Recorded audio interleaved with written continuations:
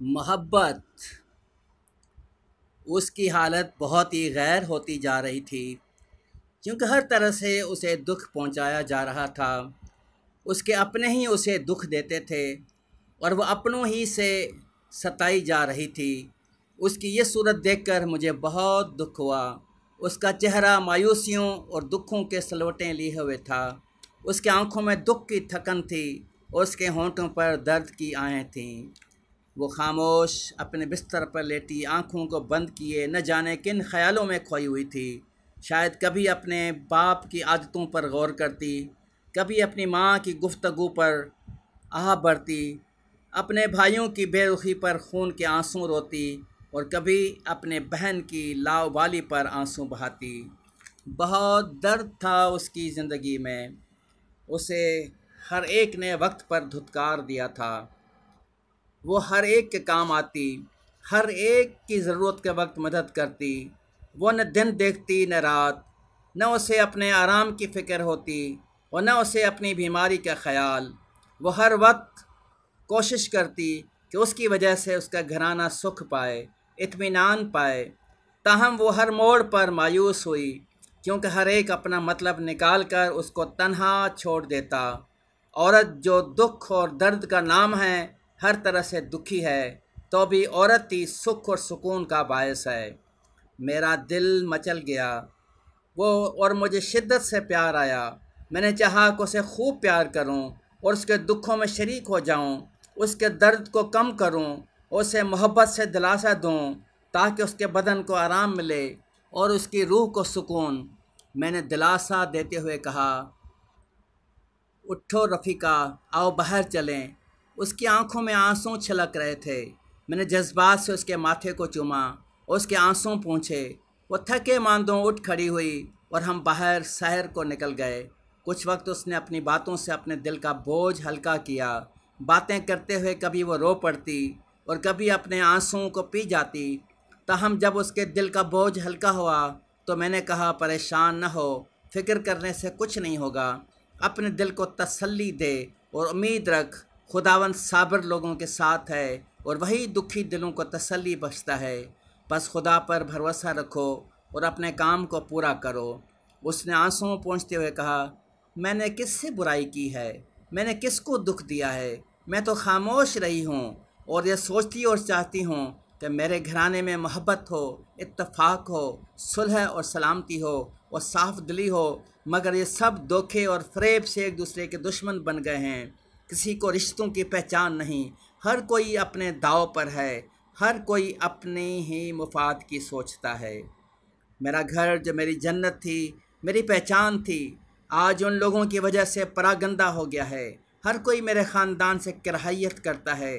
گھر گھر میرے گھر والوں کے چرچے ہیں۔ سب یہ کہتے ہیں کہ تمہارے گھر والے پیسے کو عزیز جانتے ہیں، رشتوں کو نہیں۔ اور یہ حقیقت ہے، کیونکہ پیسہ ہی ان کا سب کچھ ہے اور رشتوں کو بھی پیسوں ہی پر تولتے ہیں۔ وہ دنیا میں دیکھتے ہیں تو بھی پیسے کو نہیں چھوڑتے۔ ان کا خدا پیسہ ہے، بھائی پیسہ ہے، بہن پیسہ ہے، ماں باپ پیسہ ہے۔ میں تو تنگ آ چکی ہوں۔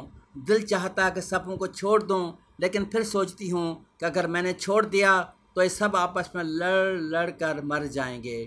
میں کس کس کی فکر کروں اور کس کس کے بارے میں سوچوں؟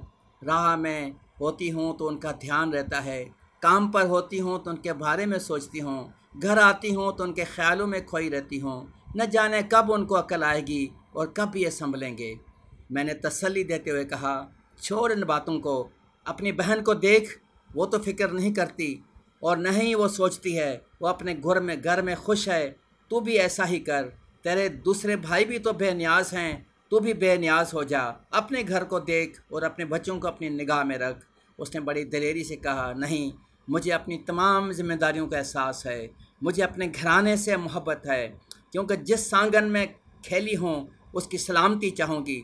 میں جن کے ساتھ کھیل کر بڑی ہوئی ہوں ان کی زندگی چاہوں گی، اور جن کی شفقت اور خوراک سے جوان ہوئی ہوں ان کا آرام چاہوں گی، کیونکہ محبت یہ نہیں ہے کہ وقت پر مدد کی جائے، محبت یہ نہیں کہ پیار کے دو بول دیے جائیں، محبت یہ نہیں کہ کسی کے کام مشکل میں آ جائیں۔ محبت نام ہے مسلسل احساس کا، محبت نام ہے एहसास होने का। अगर मैं बेहस हो गई तो वह तमाम काम जो मैंने अपने घराने के लिए करती रही हूँ उन पर एहसान होंगे, और एहसान में मोहब्बत मगलूब हो जाती है, और पुरहसास रहने से मोहब्बत गालिब रहती है। मोहब्बत बख्श देने का नाम है, जैसे मैं बख्शी गई हूँ। इसलिए कि मैं अपने ख़ानदान के लिए हसास रहूँगी, ताकि मेरी मोहब्बत एहसान न बन जाए बल्कि मेरी मोहब्बत उनकी सलामती बन जाए।